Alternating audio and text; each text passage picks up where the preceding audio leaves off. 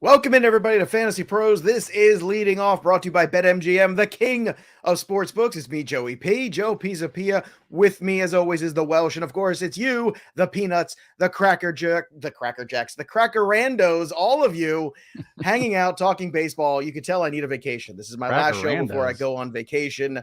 I am taking 4 whole days off. Wow. That is a stunning amount of time for me. Of course, the Welsh will be here with special friends, Bogman, Casey, Bubba next week to help out, hold down the fort. I will be back on Friday, but Welsh, it was pandemonium in the Bronx. Did we see last night between the Astros and the Yankees the potential ALCS preview, my friend? I mean, we've kind of talked about it for like the last month about, this entire series with both of these, the East Coast bias. Yeah, it was good. I watched quite a bit of it. Aaron Judge able to walk it off. You get some early homers. There was that one moment, too, very early on in the game where the Astros had gotten up. Oh, yeah, the Astros had gotten up, and you'd had Stanton with that homer to tie it. You get the Mets doing their thing. There's a lot of good baseball going on right now, Joe. It's such a travesty that you are leaving to go ride the teacups as great baseball is going on. We are not riding the teacups. We're going to Universal. We're going to go see Harry Potter. We're going to go see Marvel stuff. We're going to go do all that fun stuff. Ooh, is Marvel Land or whatever the hell it's called there, and Star Wars Land? Star Wars Land is in the Disney side of things, but Universal has the that whole Marvel section still. They're also building a whole like Mario Kart, Super Nintendo World or some crazy thing like that. Not Mario, but Mario. Mario, hey Mario, you doing Mario? Hey, where's Mario? But no, that's still in progress. That's still a couple years away. But What's look, your Mr. Buster ride? wants to get rid of me. Look at this. He says, "Don't come back, Joe. Don't come back." Way harsh, Ty.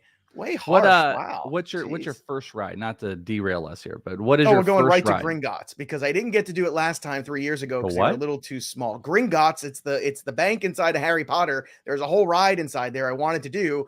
But of course, my oldest doesn't care for rides. And 3 years ago, the little one was too little. So I was like, okay, well, we can't do this. First thing, we're going right for that first morning because we got that early entry to the park. Ooh, we staying at that big money. That big money. Entry. Hey, I'm the host of Fantasy Pros. Move aside, everybody. Hey, let me get through the line. Do you know who I am? Did you hire someone to move people away? Do you have security? Do you have security there to make sure that you're not just my youngest daughter? People? Just my youngest daughter. All right. Well, she'll do good. She's the tough one. Yeah. Good stiff arm. She's got a good stiff arm. But yeah, that's the deal. And then we're gonna do one day at Epcot. So that'll be fun. Kind of break it up a little bit. But look, it's I haven't been like on a proper vacation with them in over 3 years. We've been trying to do this trip for 3 years. We went there in 2018. We haven't been back since. So I'm looking forward to this. It's gonna be a good time. I need it. I'm gonna get hammered on butterbeer. It's going to be awesome. And for those of you saying, but you're a single parent out there with 2 children, there's no alcohol in butterbeer. It's just sugar. So that's where that is. Let's get to more baseball. So here we go. Let's hit the headlines. Adley Rutschman rocked the White Sox with a home run, 3 RBI. I love watching Adley Rutschman play baseball. I think he's going to be a star in the major leagues for sure. I always thought that when they drafted him too. Love the swing. Love the dude. Like he is just, again, baseball's got a lot of great, bright young stars in it. And if they market them properly, it's going to be a renaissance potentially for baseball in the next few years if they do it the right way. Kyle Schwarber's doing it the right way. 20th homer. Look at the Schwarbs. How about that Schwarbs right now? Looking pretty good right there, Welsh. I know. And we talked about putting him in the the NL All-Star voting. Yep. And that was tough because it's 230. He's under 230 batting average, and the dude's got 20 homers. He's an enigma. I love it. I love He's Schwartz. Fun. He's also a little on the pudgier side of baseball players. So I respect that. I like that. He's a little bit bigger. Oh, well, now your co-host stuff makes sense. Okay, makes sense. That's why I'm here. I'm your Schwarber. All right, Harper, let's go. Please, Bryce. I wish I had Bryce Harper's hair. If I had Bryce Harper's hair, let me tell you, if you think I'm obnoxious now, you ain't seen nothing yet. That would have been impossible. I could see you'd have a lot of slow motion flow videos where you'd be like, Yeah, so good.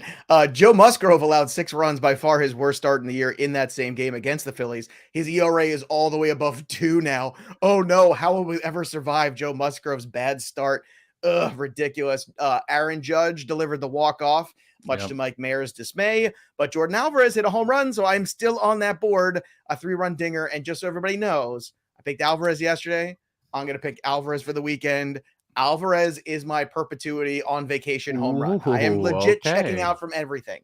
So Alvarez is my dude. I'm sticking with my boy. But look, a big game for the Yankees last night. And today they get to go to arbitration hearing with Aaron Judge after last night. That's gotta be awkward. Why is arbitration still happening in June? I saw that the other day. I wanted to know. Who was it? Max Fried won his arbitration. I'm like, what? We're in June. Why are we doing arbitration right now? That doesn't make sense. Yeah. Look, here's the thing. I love that, by the way. Yes, you know what? Yes, Dr. Glenn is right. Someone should. I don't know how we could do this. Hair on me. I don't know how we could do this. I would love to have a Joey P hair Photoshop contest while you're gone next week. Submission. I don't know how to do it. Let me think on it. But submissions that I could do all the way through Thursday, and then when you return Friday, we could maybe do it on Discord. Winner.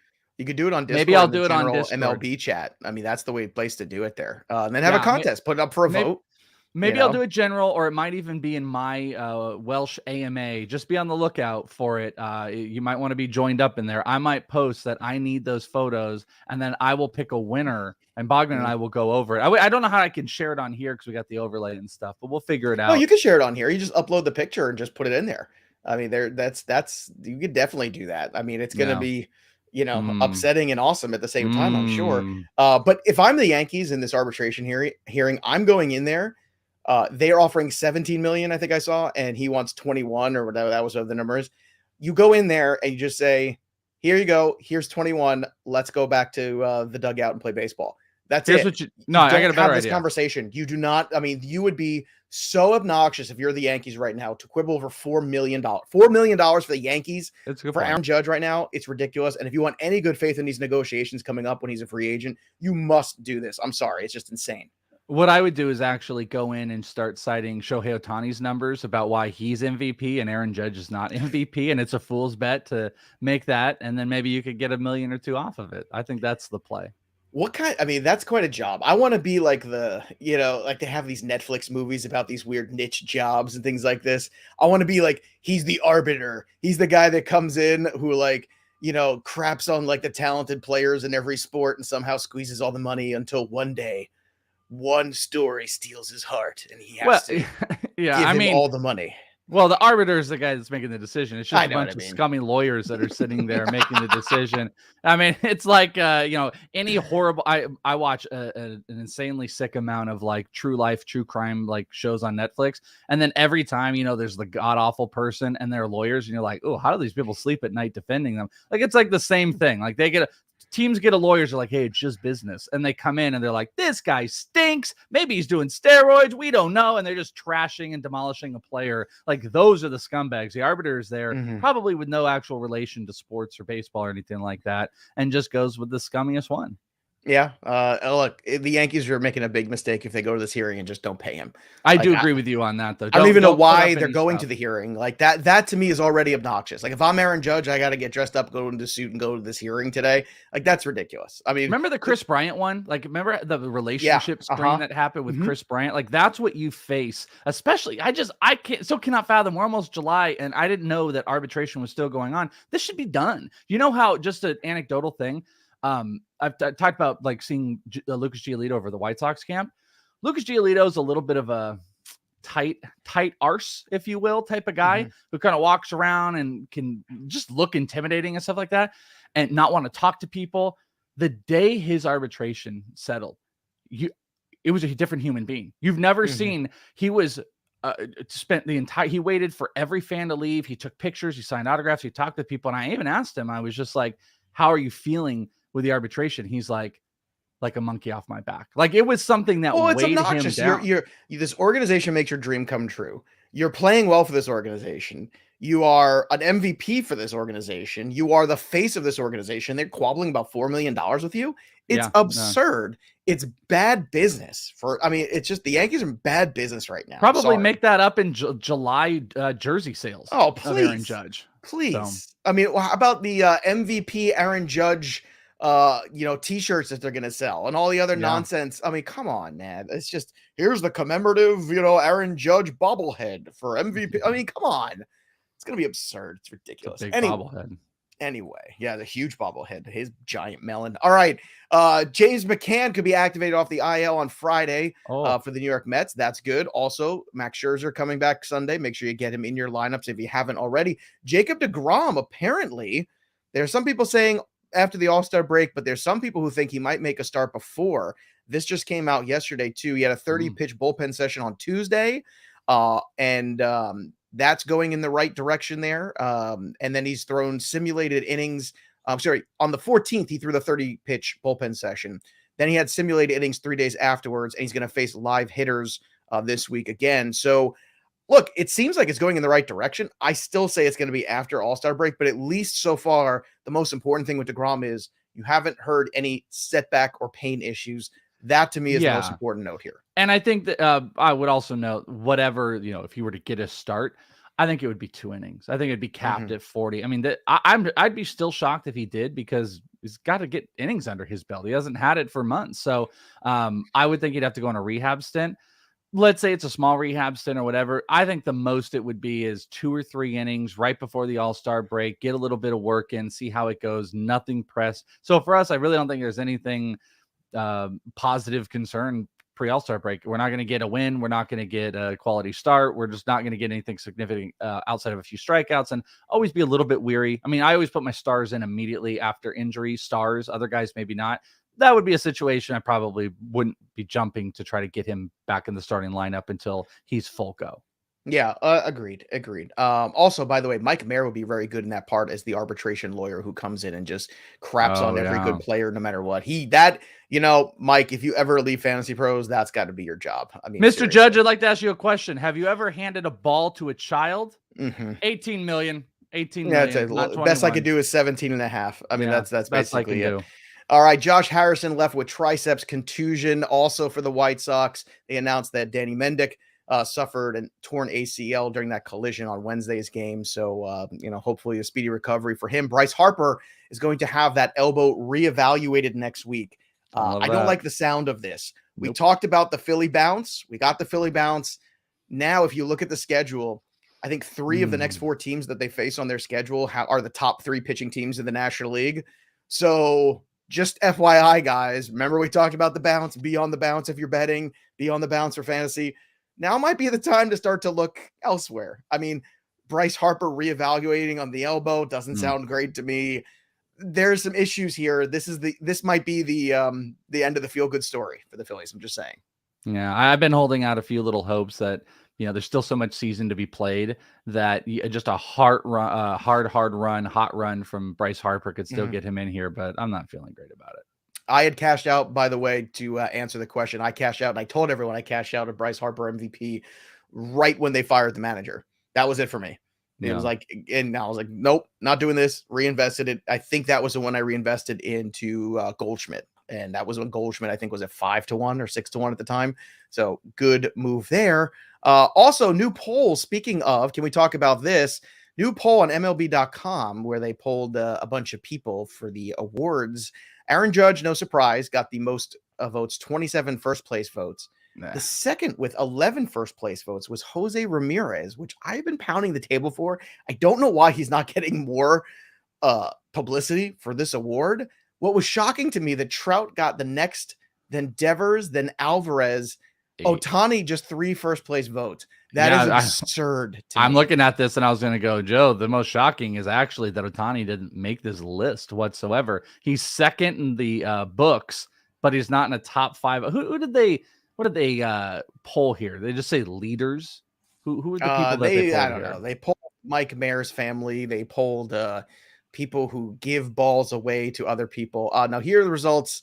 Let's see. I'm not sure who these people. It's not even saying who these people are. They put this article out. And they're just like, I thought it was writers, but I mean, apparently they treat this like the All-Star game. They just ask some fans what they're doing. I don't think they asked fans. I think it was probably, and of course, the National League, no surprise. Goldschmidt, 26 for first place votes. Manny Machado, 15. Bryce Harper got 1. And then Pete Alonso got 5 first-place votes. Mookie Betts got 2 first-place votes. So, again, I never thought Mookie Betts was going to be this. Alonso's the dark horse. It's a 2-person race between Manny Machado and Paul Goldschmidt this year. And Cardinals Nation, again, Goldschmidt, a very, I would say, more widely liked player and respected player than Manny Machado. So don't be surprised if it becomes a political contest, because it's baseball and Barry Bonds and Roger Clemens aren't in the Hall of Fame. So of course it's political. I would, someone just said, I want to point this out. Silas just said that poll must have come out last week. Came out yesterday. It came out on yesterday. Thursday. So yesterday. So. This just got published this morning on MLB.com. So yeah. So they might have taken the poll last week. That's fair. Like they might have assembled these statistics before the Ohtani last 2 days of madness. Maybe. Good point. They could have done the polling right before. That's possible. Speaking of polling. Real quick. The only thing I just wanted to say is, like, I feel like I would like, maybe we should do this. Get a real voter. And I know a couple people who have actual votes, because I need to know and understand the explanation. Well, of Steve why Gardner gets votes for Hall of Fame. That's what I was going to say. I just talked with Steve like a month ago, and didn't Eno start getting it as well? I feel like Eno just recently. Maybe I'm not right. You and Eno are closer than I am. Yeah, I'll have to hit it. I want to hit one of them up to ask, because the only thing I'm curious about is, why is Judge so unanimously running away with this? When last year, I keep saying the same thing, when you had a Triple Crown threat against Ohtani last year in one of the most incredible seasons, and Ohtani's not even in it. Yes, please. Yes, the bald man. He's a Yankee. He's a Yankee. It's New York. Yankee baseball. They also happen to have the best record in baseball, and they also happen to be on pace for one of the best records of all time in baseball. That is special. Yeah. I disagree with the fact that there's a divide there between them. I'm with you. But that's the answer. He's a Yankee, and the Yankees are on an all-time pace. Now, it's probably an unsustainable pace. So if this starts to go south in July and August a little bit, that Ohtani conversation is going to get very different. But once again, it is a little weird. Now, I'm going to try my transition again. Speaking of polls, I put a poll out there yesterday on the Twitter machine.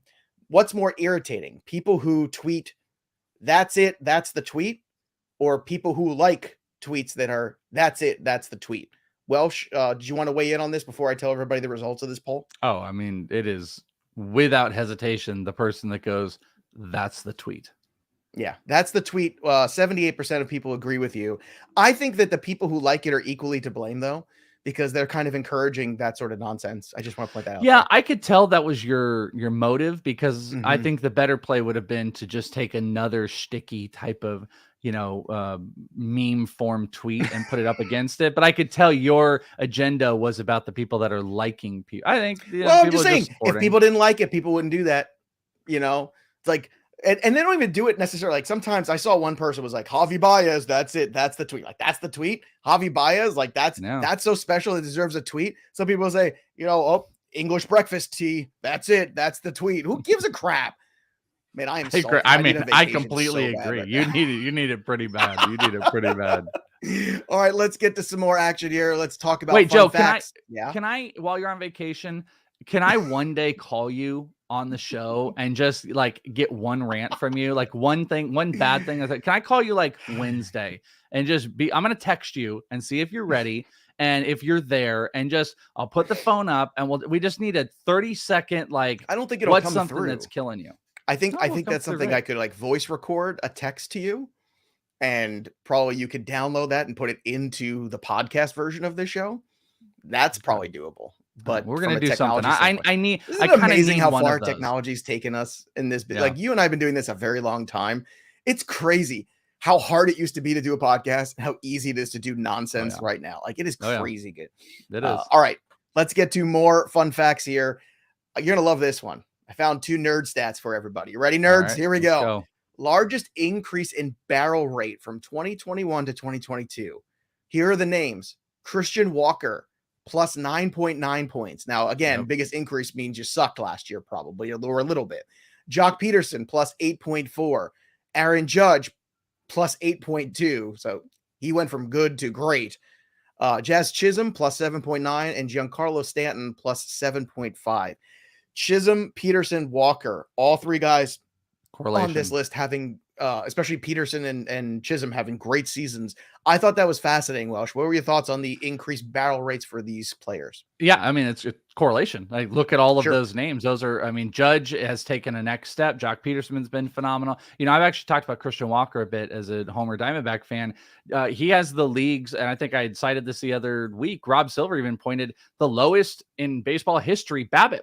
And the guy's hitting like close to 20 homers right now. And he's got the lowest BABIP in all of baseball. And part of that success from that really bad luck has been the best increase in barrel rate. So barrel rate might be one of those things. If I know there's plenty of nerds out there that are like really tuned into it, but I think there's a lot of people that are always kind of finding like, hey, what are like a couple things I could just really focus on? Like, what could I really focus on instead of having to find out the shape of baseballs and look at spray charts and home run factors? Not everybody wants to do that. Barrel rate's one of those pretty good hitter metrics. We have so many pitching ones of like CSW and swinging strike percentage and stuff like that, and Sierra, where you can go and look at barrel rates, and it's a really good translation into the quality of hits. And even though Christian Walker is not getting a lot of them, the hits he's getting are massive quality. So yeah, right. I think this is a great one to always focus on.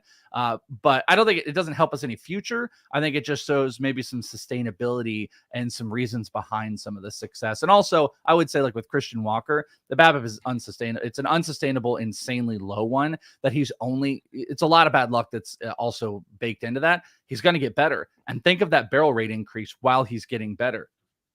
Could be a big I think thing. The Peanuts and Cracker Jacks might be turning on Mike Mayer right now, because one of them made a comment about sharing your own posts or something like that, and then someone said about liking your own posts on Facebook.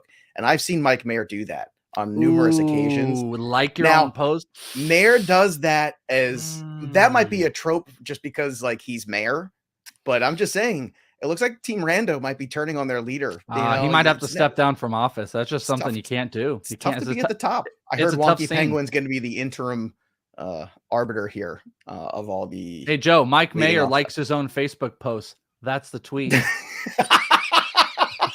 I'm going to run to Twitter after the show and tweet that. That's so good. All right, here's another fun fact. You ready for this one? Most strikeouts on four-seam fastball since 2020. I told you, I got all the nerd stats. So, usual suspects here. I'm going to count them down from 5 to 1. Zach Wheeler, 172. Again, this is strikeouts on four-seamers. Zach Wheeler, 172. Robbie Ray, no surprise, 177. Brandon Woodruff, no surprise, 189. Garrett Cole, no surprise at 201.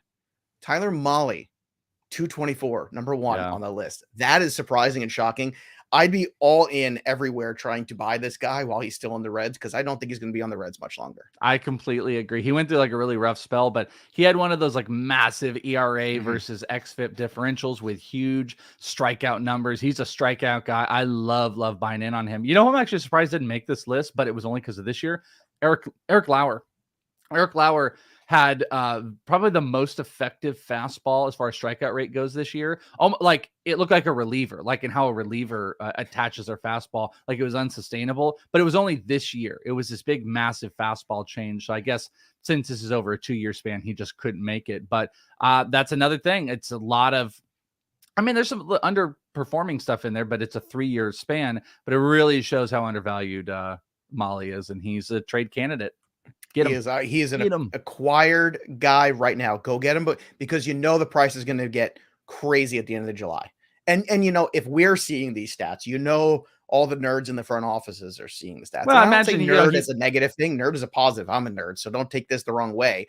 Nerds, but look, this isn't the 80s anymore, Joe. We can say nerds and not everybody get all upset. I just want to make sure. There's positive. There's nerd bros, and there's all the different type of nerds. But next thing if formal apology to all the nerds, this is a but imagine show. Like Mahle, like in Toronto, like a really good offense behind him, or like there's some other good really pitching. Well, you know what I'd love to see him, to be honest. Atlanta's where I'd love to see him. That's if I'm the Braves, that's where Atlanta. They've got the prospects to do it. They've got the pieces to do it. I'm actually thinking about Cleveland simply, as stupid as it is, those organizations are very comfortable talking to each other because they share a complex out in Goodyear. Sure. They're very, very close. Mahle on that team first. They don't strike out. It's a patient team, defensively really solid. That would be a great place for him to land if they wanted to be aggressive. So either way, pretty much every destination is a plus for him while he's showing all this awesome underlining stuff. So he is a buy right now. All right, let's move on to a little this day in baseball history. We had another day loaded with some good things, so I wanted to pull Jeez. them out here. 1979, this day, Ricky Henderson made his major league debut for the Sweet. Oakland A's. And then you had in 1989, Cardinals outfielder Vince Coleman stealing 39 and 40th consecutive bases in a row. We can't get a guy to steal 30 bases, let alone 40 nowadays, let alone in a row, Welsh. I thought that was stunning. What'd you think about that? I agree with that. Yeah, no, I Right? agree with that. I mean, Birdie might do it before August. He just found out this is all I'm going to do. But yeah, we are in, dude. I have to look. I just haven't looked at the total stats. Do we have a single guy with 20 right now? I know. What's Julio up to? Julio and Birdie were right there. I think Julio is at 9. I want to say he's at 19. I just don't have the stats up. I mean, I could pull them up, but I don't want to like halt the show. Well, why don't you pull them up while I give this next one here? This is the last thing too, which I thought was fascinating because baseball was never quite the same after this moment. This is kind of a demarcation moment where you could see 19. like the change in the game. In 1992, on this day, Commissioner Fay Vincent permanently banned Steve Howe from baseball after pleading no contest to misdemeanor drug charges. He had cocaine issues. Steve Howe had a lot of drug issues in his life. I think he did pass away, if memory serves.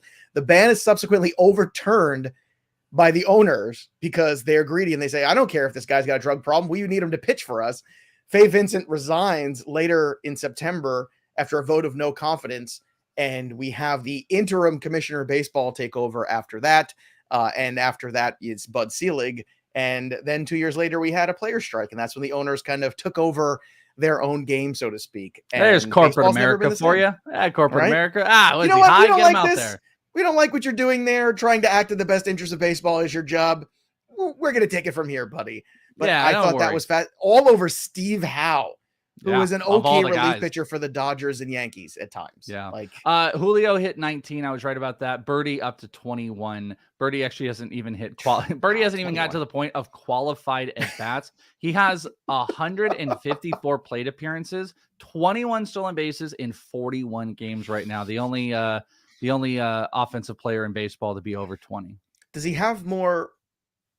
How many runs scored does he have, Birdie? 25. I was going to say, does he have more steals than runs scored? That was my question. That would be an awesome. Wouldn't that be cool? Right? I'm rooting for that. I love that stuff. Yeah, that would be a fun one. All right, let's move on to the trivia question. The 1998 Yankees, you ready for this, Mayor? Won 114 games. Which pitcher led that team in wins this season? So if you know the answer, drop it in the chat over FantasyPros MLB.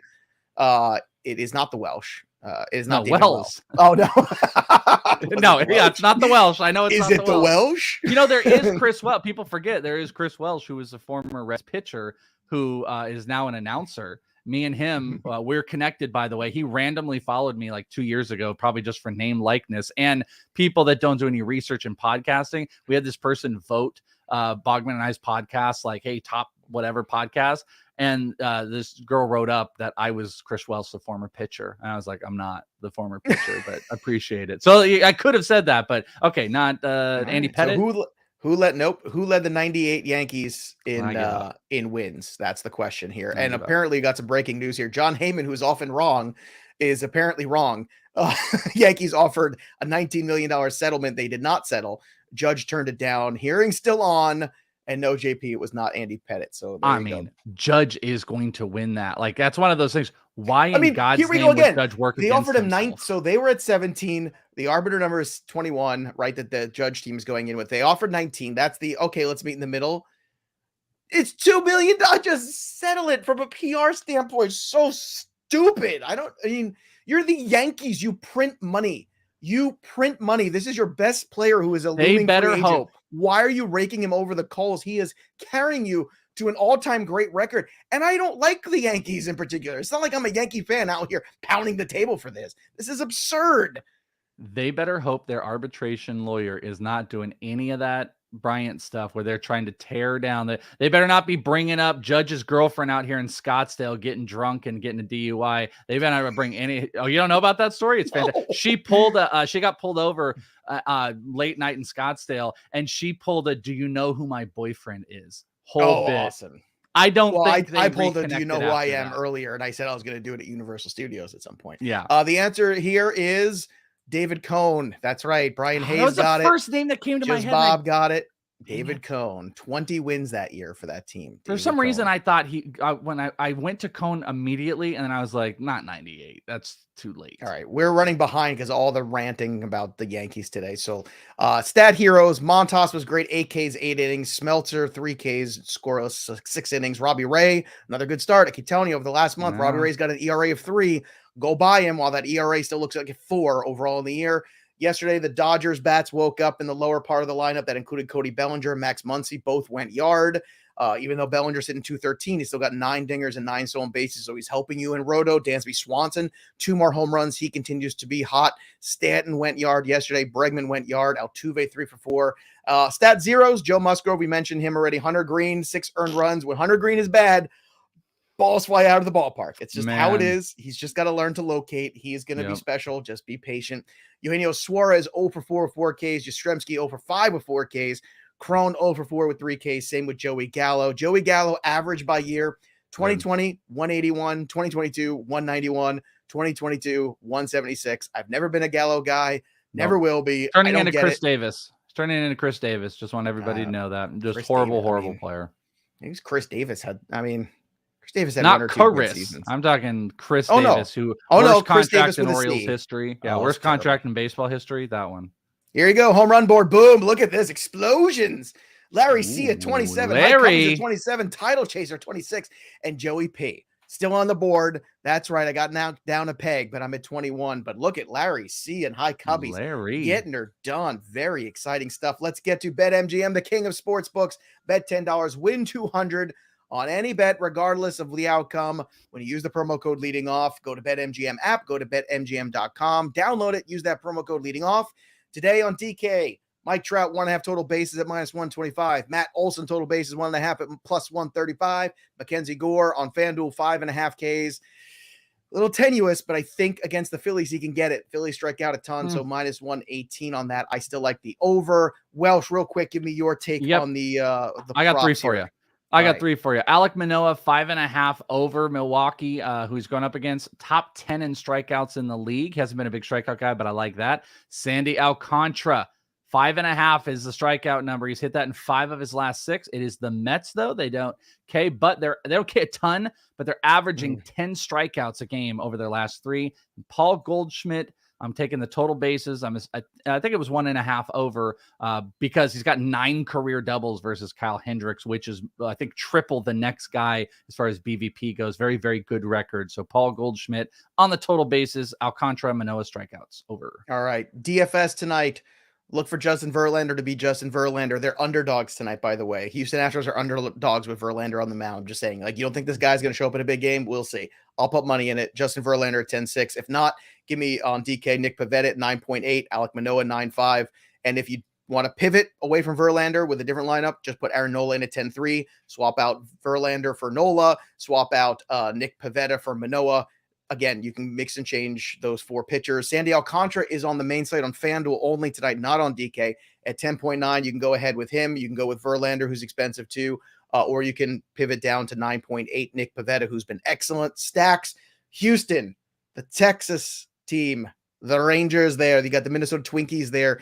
Lineup builders, Adley Rutschman on DK, 3.3. Ian Happ, who's had a massive June, by the way, 3.6. Alex Kirilloff, 2.6.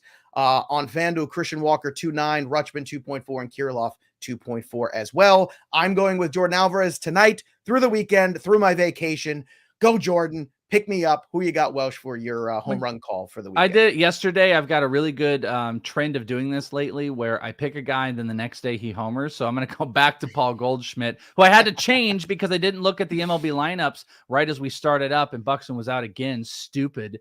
So I went with Goldie. He didn't hit. He hits today. Good track record against Kyle Hendricks. I'll take him through the weekend. Paul Goldschmidt, and Mayer has BVP play CJ Cron, who's got the most homers against anybody as far as BVP goes for the day. Those are your home run calls. Everybody have a great weekend. Enjoy your baseball. Enjoy your families. Enjoy your life. Enjoy your friends. And then come back and support the Welsh and the team on Monday. Join me next week. And hang out with Welsh running the ship. Support your boy, the Welsh. That'll do it for me, Joey P. and the Welsh. We'll see you next time, kids.